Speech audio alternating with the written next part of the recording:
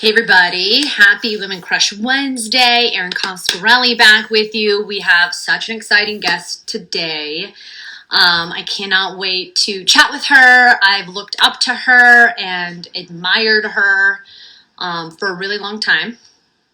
She is as real and as honest and as authentic as it gets. She's also a sports broadcaster, been in the game for a minute. And I love watching her do her thing. So I'm really excited to have Joy Taylor join us today. She is, like I said, someone who I have had deep respect for many, many years. And I'm just excited to get to know her story. And I know she's a busy woman. So we're so fortunate that we're going to get some time with her. And there she is. Joy, hi. Hi, how are you? I am so great. Thank you for taking the time. I know you're so busy. You're on the herd. You've got your own Fox Sports radio show. You do a lot of things, amazing things in support of women. And so first and foremost, I just want to say thank you for taking the time to jump on because I've loved your work from afar. And then when I saw how invested you were in helping support women in an industry that feels sometimes like it can be really competitive. Right? Like I always say our seat at the male-dominated table is so limited that when we see another female, old story would be, oh, she's going to take my job, or there's this competition there. And when I started noticing that you were investing in actually supporting women, and one of your biggest fans is not just me, but Alex Curry, who also works with you and has shared that story that you take women and you really do support them. For me, my first question is like, where did that shift come from for you? Because it is so competitive, our industry. How did you know that investing genuinely in wanting to root for other women was so fulfilling? Well, first of all, thank you for having me. And yes, I love Alex. I actually just got off the phone with her. So she is a very dear friend of mine. I didn't really have I didn't have a strong female mentor when I came into the business on the sports side. I had a lot of women that I worked with interning that lifted me up and gave me a lot of support and welcomed me in. And, having them support me and teach me the business and, not be cold to me or feel like, there's this new young girl here, like that really helped me. And on the sports side of things, obviously, when I came into the business, it was far less diverse than it is now. And diversity, as we know, is still a huge issue in our business. So, I started in 2007. It was a long time ago. I know everybody thinks I just showed up here, but I've been doing this a while.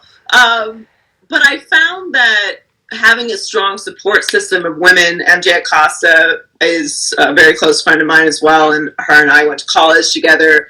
And we have a daily group chat with women who are in the news side of the business, but obviously also the media business. And just having people that really understand what it is you're going through, what you're dealing with on a day-to-day basis, the frustrations and things that you deal with being in this business as women, because it's just a different experience, has really been a massive part of me being able to be successful. Because when you have that sounding board of people that you trust, that know exactly what you're going through, can empathize exactly what you're going through, it changes things. It can calm you down when you're feeling like a little explosive. It can give you some perspective on things. And I've just found that having a community of women that you can trust and lean on through everything, not just through work things, it's just a sisterhood that just has changed my life. I feel really grateful to know such strong, powerful women who have these amazing stories. But I've also found that, and I really believe this, and it's why diversity in the business is something that's so important to me in my career, being able to foster that or give other people opportunities, is that the more women that are in the business, the less of a thing it is. The less firsts there are, the less of a convincing conversation has to be made for executives to give women those jobs, to have the top of networks make other executives be women who then hire other women. So when there's a scarcity of something and it feels like it's a really edgy thing to do,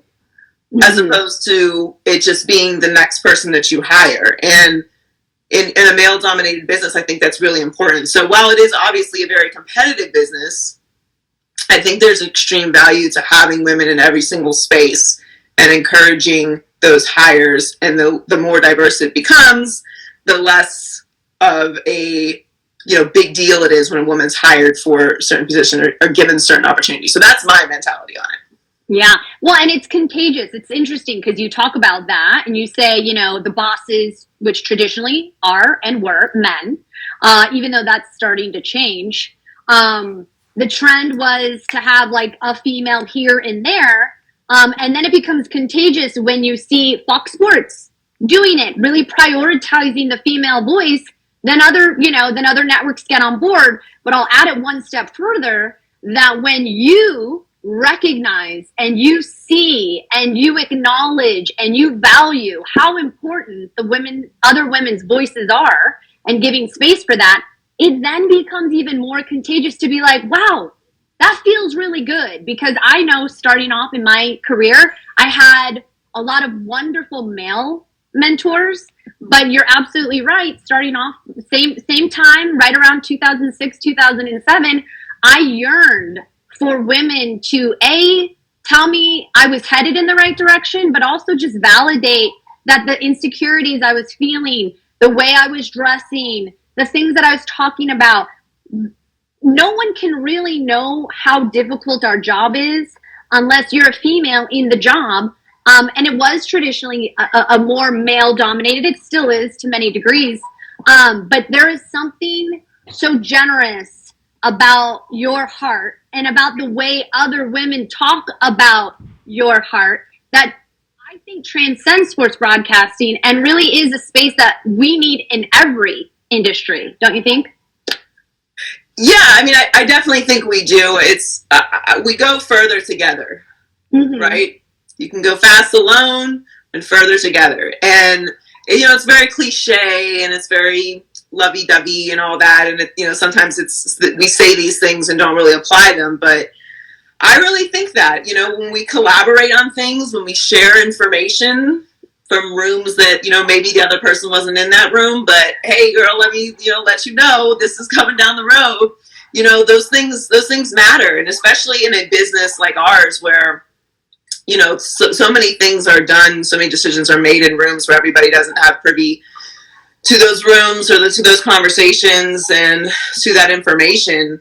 I think it's really, it's not just it's the right thing to do, it's just the smart thing to do, is to work together. And I feel better as a person working with someone than working against them. Because, I can really not be that nice. So, I prefer not to do that. But I don't want to live in that negative space. So to me, it's just better. It's just smarter. It's better. It's easier. And I think you can compete without it being,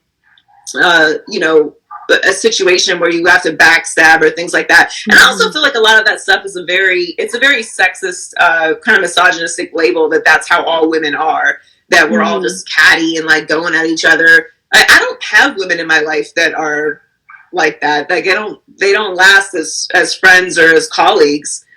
And that's just, that hasn't really overall been my experience. I've certainly run into people like that, of course. Nothing is everything or all, but they don't really last. So, I think it's easier to work with people who want to work with other people, who aren't aiming to, tear other people down. And that kind of energy is reflected, especially on air and around the other people that you work with. So, I think it's smarter, actually. And I've had conversations with men who are like, I think, I don't know if it's such a good idea that you guys all work together like that. I'm like, we don't have a choice, first of all. We all we got. So I think it's smarter. I think it's healthier. And for me, it's been my experience that, like you said, having people that you can say hey, what was your experience with this? And them give you a genuine answer, not trying to undermine you, not trying to set you up. and you never know when you're going to work with someone again. You never know when you're going to get that opportunity and you're going to get to recommend somebody else for something else. So burning bridges is not a general good way to go through any occupation, but certainly not through ours, where, you know, things are always changing and moving. Absolutely. And I think that one of the things, I had Alex on last week and I loved what she said, which was there's room for all of us. And if we look at things like a scarcity mentality, well, then you're going to live your life in that way. And I always say a win for her is a win for us. That is the way you cut the competition. That's the way you cut the tension, is really, truly, genuinely finding ways to support and root for her. She's not going to take your job. That's the system. That's not her. And I feel like one of the things, I mean, and like I said, I've been in deep admiration of just your work without even knowing your investment in other women. And when one of the things that I saw during Super Bowl that I loved, aside from the game itself, was that you threw this amazing women's event. And I wanted to talk to you, A, about how did that idea come up? And then B, and more importantly, how did you feel after you hosted that event? Because I'm sure it was like all the feels. Well, it came up because obviously, you know, a Super Bowl is a huge event for the NFL and fans, and, you know, it's the crown jewel of sports in the States, but it's also a huge networking opportunity for everyone in the business. Everyone gets together, people who haven't seen each other all year or, you know, years. You know, you get together and have meetings and you get drinks and, you know, dinners, and it's really like a big collaborative weekend in the business as well. And, you know, you're trying to meet with everybody. You're trying to make time for everyone that's going to be in town. And so I had, you know, a lot of friends like, hey, like, let's get drinks or let's get dinner. And I'm like, I want to see everybody, but where is the time? Like, there's no time. There's so many events you have to go to and so many appearances you have to make and all of this stuff going on for people in the business during that week. It's just insane. So I was like, why don't I just do a women's event? Just like an easy happy hour event, no pressure, no crazy lists, no, you know, lines and all that stuff. And just, you know, make it easy for everyone. They can come and go as they please, you know, catch up with everybody. And I really wanted it to be all women because, you know, at these events, sometimes they obviously are big networking events, and there can be like a lot of pressure, and it's like, you know, you can't really be like, you just meet with someone and then leave and hit this spot. So I was like, let's just do all girls. It's like our girls' night at the Super Bowl, and come and hang out, no pressure. And so that's where the idea came from, was just because, you know, all of us were trying to get together, and it was so hard to try and find a window for us to get together.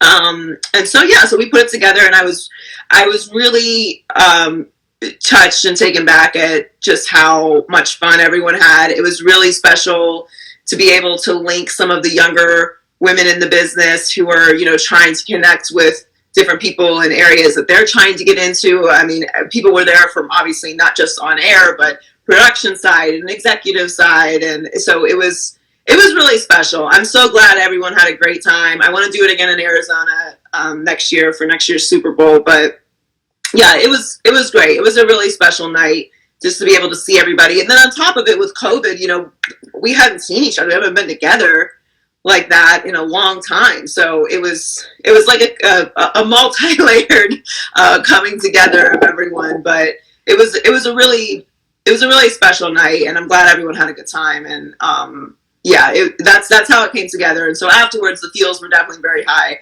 Everyone was very full, very heartful, being able to, you know, like fellowship with everybody and see everybody. And it's funny, I don't know how many times that night I was like, oh, like, you're my internet friend. I know you from Instagram. And we like DM each other and talk, but we've never actually met in person, mostly because of COVID, and now had the opportunity to get together. So it was really special. And I loved seeing that. And I remember one of my younger experiences when I first started out, and it, you know, my first job was at Eyewitness News Channel 7. I was a little PA. I was like, you know, I was getting the copy or the coffee for everybody. And I remember, because you're a PA, you're really, you know, like, no one notices you. No one acknowledges you. You're just kind of trying to actually stay out of everybody's way. And I remember that a very well-known talent at the network would say, "Hi, Erin," and would always remember my name and always made eye contact and always made space to acknowledge me. And I remembered, I was like, that feeling I felt where people were like, "Get out of my way. You're an intern. You don't matter." And I felt that way. And then I remember being acknowledged by somebody in a position that was influential. And my takeaway from that experience was, I hope to treat everybody that way. And when I see that you are having these types of events and you are acknowledging everybody from the top, of the chain to your the internet buds and maybe people behind the camera or the people that don't get the same type of recognition, you don't realize you are changing the game by making other women feel really good about themselves. And then that has a domino effect. You know what I mean? So like you doing those events or you just living in your authenticity and really talking about this stuff gives women that are going to be the younger generation the permission to go, wow, like I love Joy and how she lives in her authenticity. And I'm going to make space for the younger female generation because I think you're absolutely right. Making space for other women, we aren't in this world to compete. We're here to be allies. Like, let's work together, like you said. And your legacy, like, I know legacy, let's not talk about that. But like, that's so powerful because it wasn't always offered. And when we did start out, I didn't have a female mentor and I had to kind of navigate this industry on my own and learn and make, all the mistakes. And I think having a big sister or having a sisterhood is a true superpower. So. Well, thank you. That's very kind and humbling to hear. Yeah, I mean, I very much want to be remembered. It's in some breath in this business as somebody who didn't leave it the same way that I came in. And, we live in very unprecedented times, which I wish would chill. But we do. And, there's a lot of stress and a lot of things going on constantly. And I think people want to impact the world. Like they want to change things, but don't really know how and don't feel like, one person can make a significant difference. And that's just not true. It's just, you never know what, like you said, that talent that was nice to you, like how that changed your view on things and how it changed your view on how you're going to behave. And there's been so many people that have given me advice or taken time for me or made space for me that have changed not just my career, but, how I go about my life and how I try to treat people as well. So I do think that I'm not like, I don't think I'm being hyperbolic or dramatic when I say like one person can change things, because you can. It's not just somebody with a platform either. People do it all the time. It's the little things that you do that change someone's day, and then that person treats the next person. And none of us are perfect. Like we all do stupid stuff and hurtful things and make mistakes, and that's not what we're on here preaching about. But I think for me, I have a lot more I still want to accomplish in my career, and I deal with a lot still, even in the position that I'm in now. So I really don't see how it changes unless when you're in the room, you demand the change. And when you have the power, which is very rare, when you get the power to make a call, or you get the power to say this is how it's going to go, or this is the person that we're going to bring on, or this is the person that we're going to hire, or this is the topic that we're going to do today, all those little things, you have to stand in it and own it and use those opportunities to make the difference. And I wasn't always this confident in myself or what I wanted to do or what I wanted my voice to be or what impact I wanted to have. But I think, just like anyone else, the experiences you have shape you. And the more time I've spent, in certain rooms, I realized like, it was just like, I can't believe I'm like listening to this conversation. If I wasn't in this room, what would happen if I didn't say like, hey, you can't do that, or we can't do this, or this needs to happen, or do you even realize what this looks like? And that's the power of diversity. And so when you have opportunities to talk to other women and make those relationships and see the impact that they have in each of their own spaces, it does help give you confidence, I think, when, it's your opportunity, it's your time to make those calls. Yeah. But I see you from afar living so authentically and so honestly. And, I love the relationship that you have with MJ, and you guys talk on your platform in a way that is so rewarding, in that you're giving permission for all of us to kind of live in who we are. Because, and then this is going to be my next question for you, and then I know you have to run because you're a busy woman, but our industry, it's so interesting, like why I think I got into this business. Like if I really like deep dive my childhood, figure out what we're so good at, I think, in our business as TV hosts and interviews, is an incredible ability to make someone else feel comfortable, right? That's kind of our job. Our job is like, I want my person that I'm interviewing to feel safe and hope that they can trust me, that I'm going to take care of them. I'm not going to put that. But then I realize I do so much of my life in that way, where I make everybody else feel really safe, or I try to, and then I don't take care of me. And then there's the problem, there's the deficit, there's the void, where I then start seeking validation externally, and I'm not like feeling good about myself. So my question for you is, where do you prioritize joy? Like when you're giving so much actual joy to other people, how do you fill your own cup? Because I always try to end our conversation with like self-care tips, because all the women that I interview are taking care of everybody else, whether they're running a business, running a restaurant, running a production company. How do you try to prioritize self-care for you when, you're doing a lot of work for everybody else? Well, two things. I would say, one, to your authenticity thing. I think that comes with not only just age and experience, and confidence, but also just recognizing whatever and whoever it is that you are, and stop apologizing for it. Mm-hmm. And that takes a lot, because you feel like you have to present a certain way, or you've got to talk a certain way, or you've got to fit into some kind of mold, especially to get jobs. And,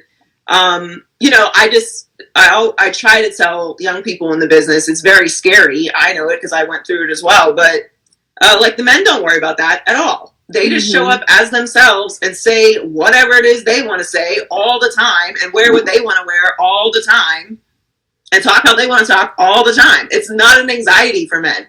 So once I realized that, I was like, wait a minute. I'm going to just be myself. And if you don't like it, good luck to you. There's only one of me. Enjoy yourself. Have a good time.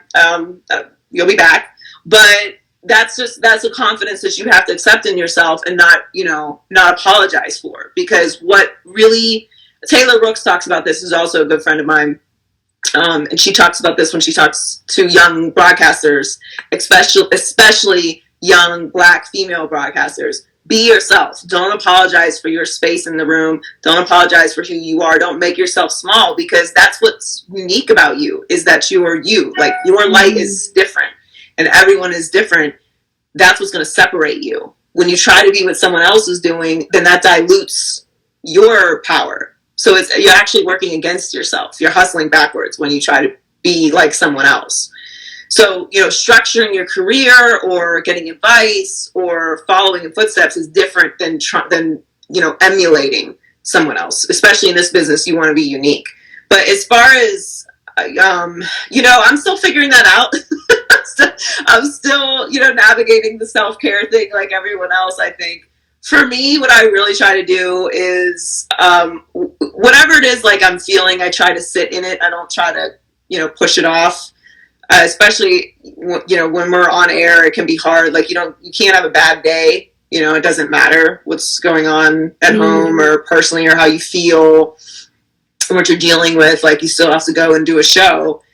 And that can be even more draining, because you're not really addressing what it is you're dealing with. But I try, when I'm not doing that, to really just, deal with it. Obviously, I think it's important to have a therapist and, talk to someone professionally about it. Even if you don't feel like you're spiraling or anything, it's just good to have somebody to talk to, just keep you level and keep you honest and keep you growing. So I think that, therapy is obviously something that's very important. to maintain your mental health. And also, just when I get the opportunity to shut it down, I really shut it down. Like, I'm not trying to answer emails when it's on my off day. I'm not trying to, keep up with everything that's happening on social media. I obviously have things I have to watch and games I have to pay attention to and things like that. But, if I'm on vacation, I'm on vacation. If it's my downtime and there's something going on that needs to be watched, I'm going to, step away and just really like take the time for myself. So that's, to me, where I am at with it on my self-care journey, is to just like, really, when it's you time, just let it be you time. Don't dilute it at all with trying to keep up with things while also trying to relax. Like, let yourself be in where you are. Be here now. Take your time. You don't have to solve everything today. You don't have to have every answer today. And, have someone professional to talk to address anything that's going on in your life. Even if you feel good, it's good to have someone to keep you on the path that you're on. Yeah, I'm in all kinds of therapy. But I love that what you said is another superpower that a broadcaster has to maintain, and it's compartmentalizing. You could be going through a breakup, you could be going through a family death, you could be getting arrested, all this stuff. Who knows what's going on in your personal life. That was extra. But, we as broadcasters have to find ways to shut off that human side of us and really perform the job, because at the end of the day, like, the viewer at home, they don't really care, if her cat's sick. They want to know the news. And that's our responsibility, is to do our job and try to do it at a level of professionalism. And so being good at your job means you kind of have to compartmentalize stuff. That's hard. So having a good therapist is definitely a good recommendation. I agree with you on that. Listen, Joy, you're so awesome. You know this. I look up to you immensely. Keep please being so authentically you. You have no idea the amount of women you inspired just by being you. So thank you for taking the time to do this. No, thank you so much for having me. You're so sweet. It's so nice to talk to you. And when you're in LA, we have to connect. I would love that. Okay, Joy, have a good day. Thank you again. Thank you. Thanks for having me. Bye.